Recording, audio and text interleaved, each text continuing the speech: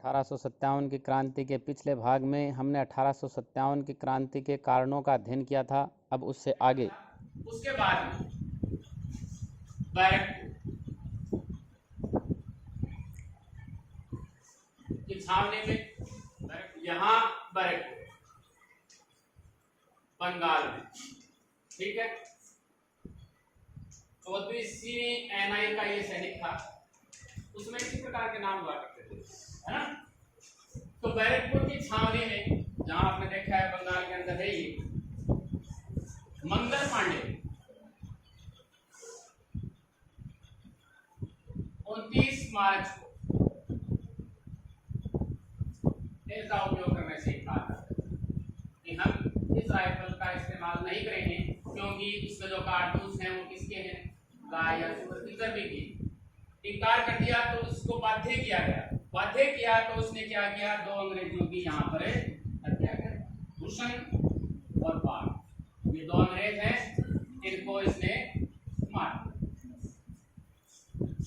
मार दिया। तो फिर इनको छोड़ने वाले तो कहाँ थे। मंगल पांडे वैसे बलिया का था, बलिया कहाँ है, यूपी में, और इस समय ये कहाँ है, बंगाल में। विद्रोह कहाँ हो रहा है, बंगाल में। हुसैन बबाई की इसने हत्या कर दी, तो 8 अप्रैल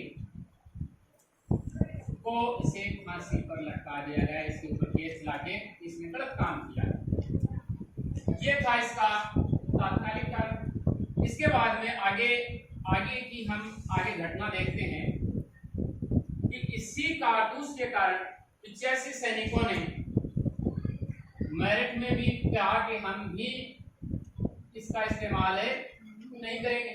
मेरठ देखते हैं, मेरठ तो देखा है ना, यहाँ पर, यहाँ मेरठ मई के अंदर, और यहाँ 10 मई को, यानी इन्होंने विद्रोह कर दिया मेरठ में 85 सैनिकों ने, तो इन्हें गिरफ्तार कर लिया जाता है कि इनको गिरफ्तार कीजिए 85 सैनिकों को, और फिर 10 मई को बाकी के जो सैनिक हैं इनको जेल से बाहर निकाल देते हैं और विद्रोह की शुरुआत हो जाती है। अब कहते हैं कि जी वास्तव में ये घटना क्या आकस्मिक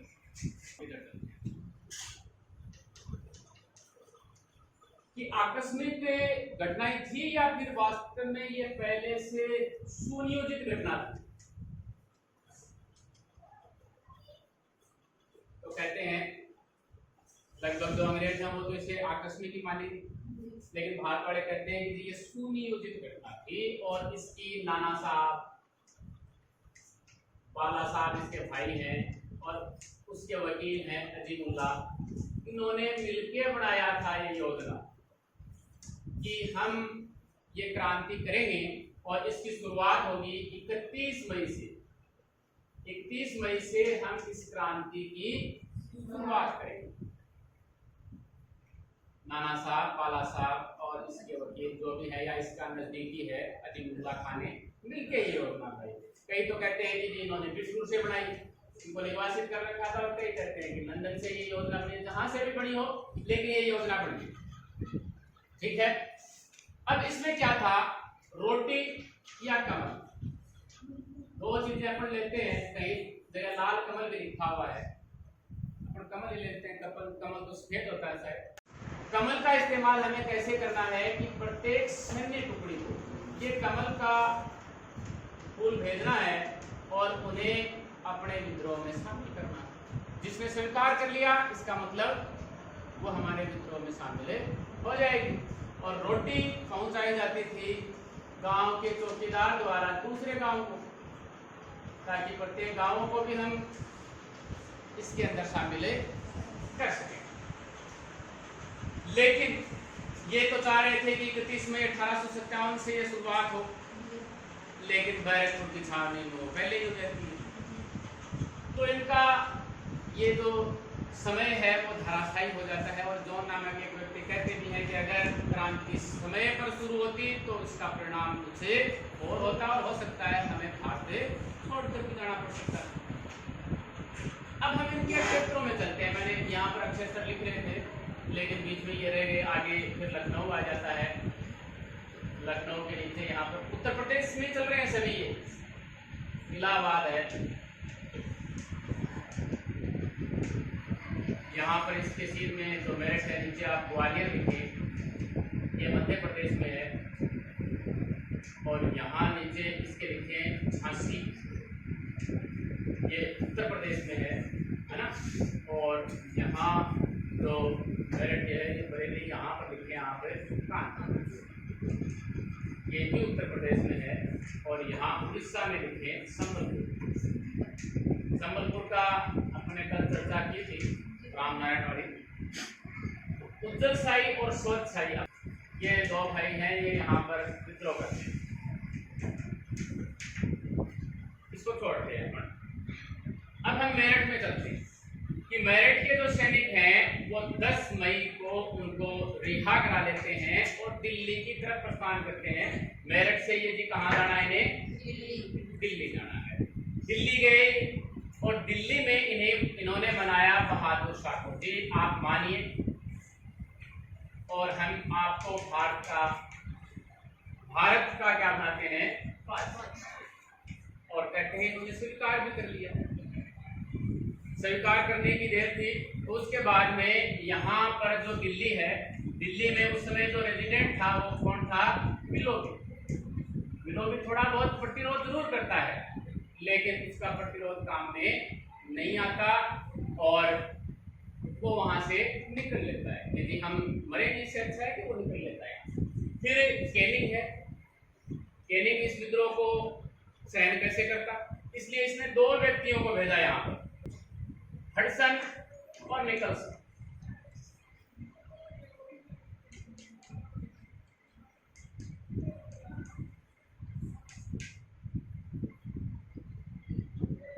ग्यारह मई ये आ जाते हैं। 11 मई को ये यहाँ पर विद्रोह की शुरुआत होती है। विद्रोह की शुरुआत वाली तारीख अभी तो देखो अपने है नहीं, हो सकता है किताब में सिर्फ मई हो, लेकिन 11 मई को यहाँ पर विद्रोह की शुरुआत होती है दिल्ली के अंदर। और ये व्यक्ति यहाँ से पराजित होकर चला जाता है। फिर कालांतर में कैनिंग द्वारा हडसन और निकल्सन को भेजा जाता है और निकल्सन यहाँ पर मारा जाता है, हडसन बचता है। हडसन इनको, ये रहते कहाँ पर है? हुमायूं के मकबरे में, यानी यहाँ इनका जो रहने का निवास स्थान है वो हुमायूं का मकबरा है। हुमायूं के मकबरे में सबसे ज्यादा मुगलों को दफनाया गया है, 9 मुगलों को दफनाया गया है हुमायूं के मकबरे में, ठीक है। हुमायूं के मकबरे में है और हडसन इसको घेर लेता है और सिर्फ बहादुर शाह को छोड़कर, और कहते हैं कि इसकी पत्नी ने ही इसका समाचार अंग्रेजों को दिया था कि हम यहाँ छुपे हुए हैं। मैंने पढ़ा हुआ बता रहा हूँ, मेरे को पता नहीं है। हुमायूं के मकबरे में ये छुपे हुए थे और हडसन इन्हें गिरफ्तार कर लेता है और उनके जो पुत्र हैं पौत्र हैं उन सभी की हत्या कर देते हैं और इनको इनकी पत्नी के साथ में कहाँ भेज दिया जाता है? और 1862 में वहीं पर इनकी मृत्यु हो जाती है। और उनकी कब्र पर क्या लिखा हुआ है कि जफर है वो इतना बदनसीब है कि उसे अपने देश में दफन के लिए 2 गज जमीन भी नसीब नहीं। 2 जगहों के बाद में हम आगे चलेंगे लखनऊ के अंदर, अवध या लखनऊ।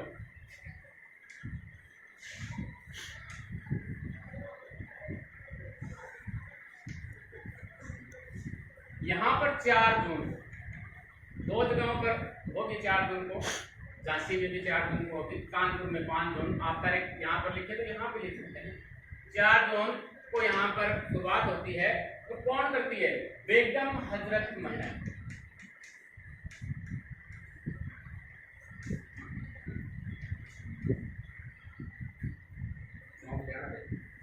इसे महकपुरी भी कहा जाता था 1857 की क्रांति के संदर्भ में।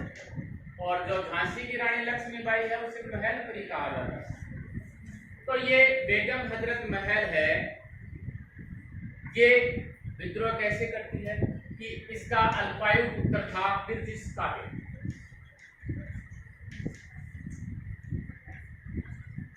इसे ये नवाब घोषित करती है और स्वयं में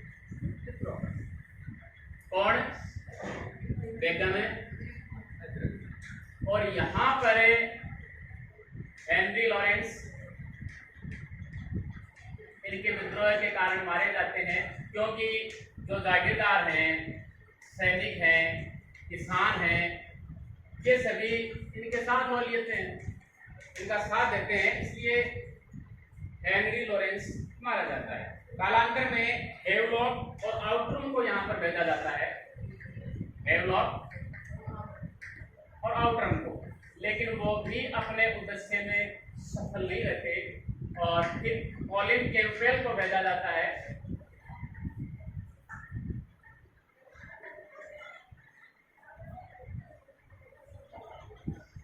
और वो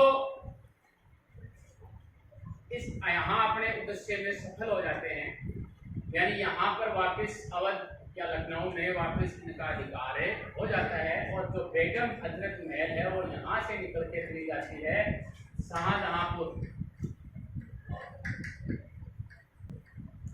यहाँ से ये शाहजहांपुर चली जाती है और वहां पर क्रांति का साथ देती है अहमदुल्ला, जो व्यक्ति है अहमदुल्ला।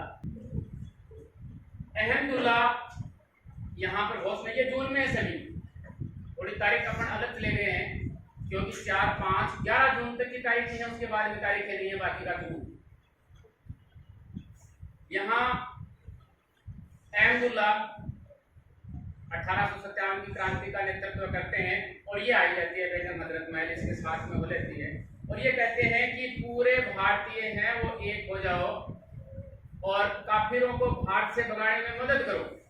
और कहते हैं, अंग्रेज कहते थे इनके बारे में कि ये सबसे शक्तिशाली सैनिक अगर कोई है 1857 की क्रांति में तो वो व्यक्ति कौन है जी? मौलवी अहमद। और इनके ऊपर 50,000 का इनाम भी था। उस समय देखो 50,000 को आप मान सकते हैं कि बहुत बड़ी रकम हुई होगी।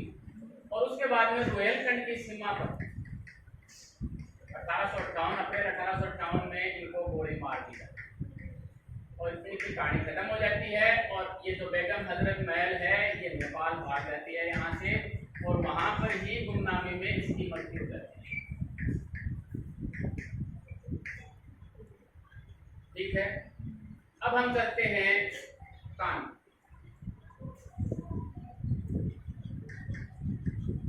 यहाँ देखो ये बहादुर शाह है, एक नाम और आ जाता है बख्त खां।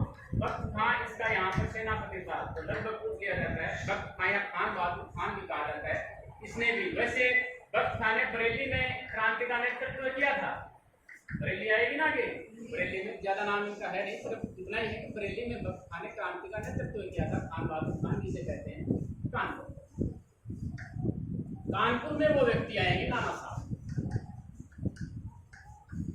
ये 5 जून को करते हैं। 1857 की क्रांति यहाँ पर कब होती है? 5 जून को। और इनके साथ में कौन रहते हैं? एक तो तांत्या टोपे, राजस्थान की क्रांति में भी आएगा ये, तांत्या टोपे है, इनके साथ में तांत्या टोपे है। और एक व्यक्ति कौन था? अजीमुल्ला।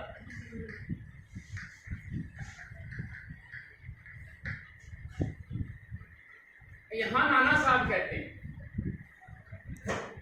इनको पेंशन नहीं चर्चा करेंगे ना कि भाई ये अब तक जो पेंशन थी हम व्यक्तिगत रूप से दे रहे थे, किसको? बाजीराव युद्धे को, हम पेशवा को नहीं दे रहे थे, इसलिए आपकी पेंशन बंद। अब इसके तो आग लगेगी। तो इसने कहा जब तक मेरे शरीर में जान है, चाहे मुझे कैद कर लिया जाए, मार दिया जाए या फांसी पर लटका दिया जाए, ये व्यक्ति कहता है मेरी अंग्रेजों के विरुद्ध जंग जारी रहेगी और मेरी तलवार उनके खिलाफ बोलती रहेगी, कोई भी परिस्थिति आ जाए, लेकिन मैं उस हर व्यक्ति का सहयोगी हूं जो अंग्रेजों के खिलाफ। ये यहां से शुरुआत कर देते हैं और शीघ्र ही इनको कॉलिन कैंपबेल, यही व्यक्ति, ये इसे दबा देता है।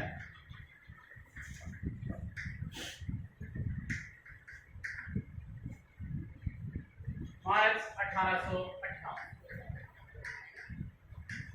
और नाना साहब वही है, भागकर नेपाल चले जाते हैं, लगभग नेपाल करते हैं, तांत्या टोपे भी जाते हैं।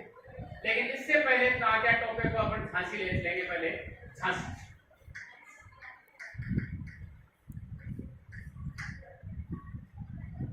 चार क्रांति की शुरुआत होती है और यहाँ क्रांति की लीडरशिप किसके हाथ में है? लक्ष्मीबाई, रानी लक्ष्मीबाई के हाथ में क्रांति की बागडोर है। क्यों थी? अपने डॉक्ट्रिन ऑफ लेफ्ट में पढ़ा था, है ना? इनका जब उत्तर है दत्तक पुत्र दामोदर राव को यहाँ उत्तराधिकारी नहीं माना जाता है। तो सभी के देखो मुख्य तो यह है कि कोई समिति था ही नहीं है। 1897 प्रत्येक के उद्देश्य थे अलग, कोई किसी उद्देश्य के लिए लड़ रहा है, कोई किसी उद्देश्य के लिए लड़ रहा है। अगर ये संगठित होते तो निश्चित रूप से इनकी विजय होती, लेकिन उद्देश्य सभी के अलग अलग होने के कारण ये विजय नहीं होती। झांसी में ये यहाँ से हुरोज के द्वारा हराई जाती है।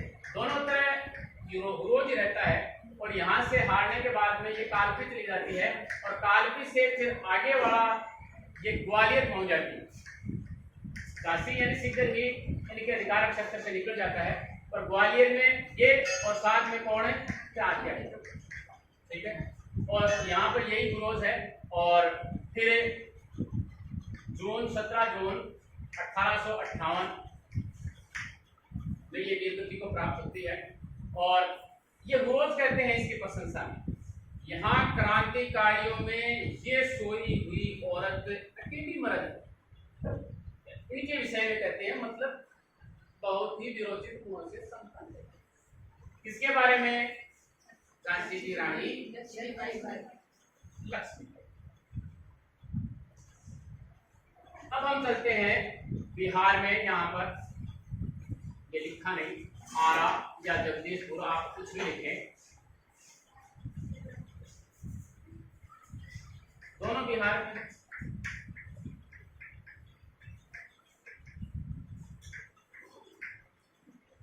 यहाँ जो जगदीशपुर है इसका जमींदार था कुंवर सिंह।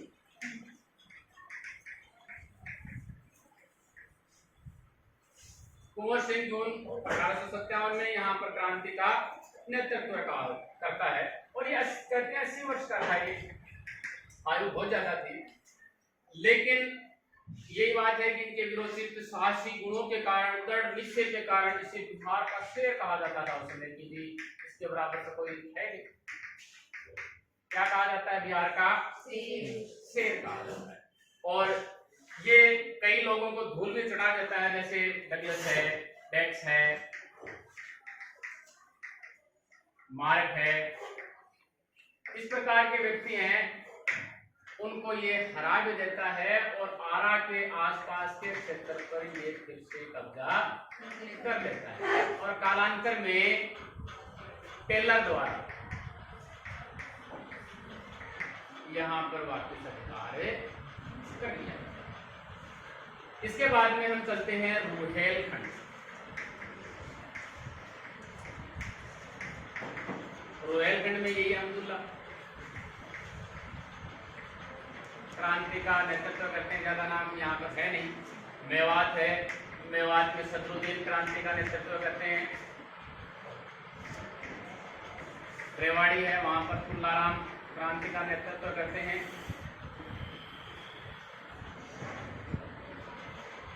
नो है में भोपाल सिंह करते हैं।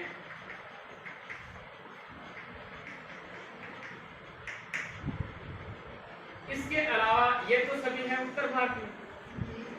अब हम चलेंगे दक्षिण भारत। पहले तो देखो दक्षिण भारत में ये स्थिति संदेह के रूप में थी कि दक्षिण भारत वालों ने इसमें भाग लिया था कि नहीं भाग लिया, लेकिन अब कहते हैं कि ये भाग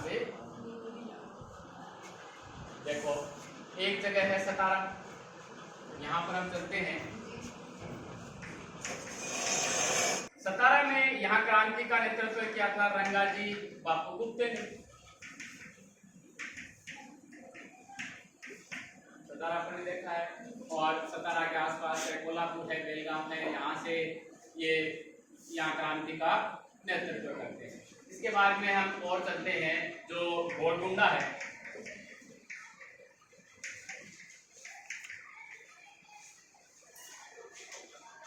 चिंत्या भोक्ति यहाँ पर क्रांति का नेतृत्व करते हैं और विशाखापट्टनम जो एरिया है यहाँ पर आंध्र प्रदेश में, वहां पर भी कहते हैं कि जी तेलुगु भाषा के अंदर बहुत सारे पोस्टर यहाँ पर चिपका दिए जाते हैं। और भी बहुत सारी जगह हैं, जैसे गोवा है, दीपूजी रागा, यहाँ पर क्रांति का नेतृत्व करते हैं। अन्नाजी फडणवीस है,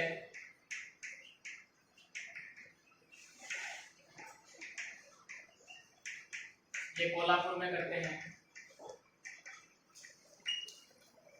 इस प्रकार के और बहुत सारे व्यक्ति हैं जो कि दक्षिण भारत में, हम दक्षिण भारत की बात कर रहे हैं कि दक्षिण भारत में ये क्रांति का नेतृत्व करते हैं, जैसे कृष्णा और अरुणागिरी है।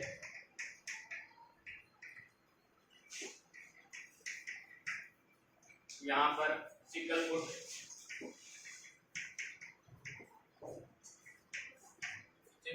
में ये क्रांति का नेतृत्व करते हैं। और हैं जैसे सोनाजी पंडित,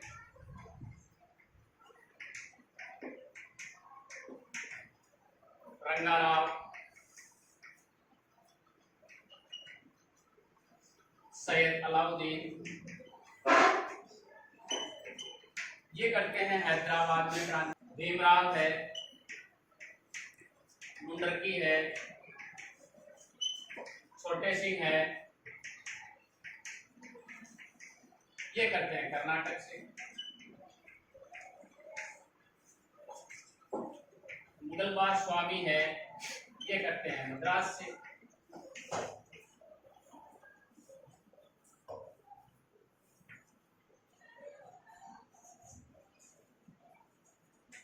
कोणजी सरकार,